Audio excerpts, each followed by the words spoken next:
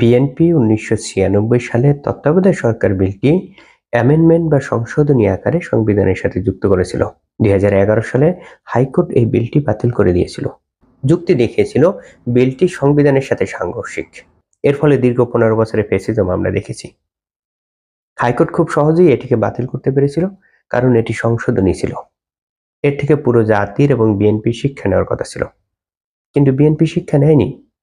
এই মুহূর্তে এসেও যে সংস্কার প্রস্তাবগুলো করা হচ্ছে সেগুলোকে সংশোধনী বা অ্যামেন্ডমেন্ট আকারে বিএনপি সংবিধানের সাথে যুক্ত করতে চাইছে।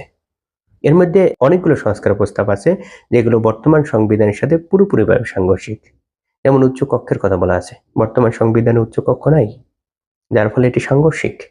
তাই হাইকোর্ট যে কোনো সময় এই সংস্কার প্রস্তাবগুলো অ্যামেন্ডমেন্ট আকারে যুক্ত করলে সেগুলো বাতিল করে দিতে পারে। বিএনপি তত্ত্বাবধায়ক বিল বাতিল থেকে শিক্ষা নেয়নি, সেই অ্যামেন্ডমেন্ট আকারেই বর্তমান সংস্কার প্রস্তাবগুলো যুক্ত করতে চাচ্ছে। নতুন সংবিধান লেখা হলে খুব সহজেই এই সমস্যার সমাধান হতো, কিন্তু বিএনপি নতুন সংবিধান লিখতে চাচ্ছে না। বিএনপি কেন তত্ত্বাবধায়ক বিল বাতিল থেকে শিক্ষা নেয়নি? বিএনপি কেন এত জীবন রক্ত ত্যাগের বিনিময়ে যে সংস্কারের সুযোগ এসেছে সেটিকে দুর্বল আকারে ঝুঁকিপূর্ণভাবে সংবিধানে যুক্ত করতে চাইছে? সেটিকে কেন টেকসইভাবে যুক্ত করতে চাইছে না? এই প্রশ্ন বিএনপির কাছে বারবার করতে হবে।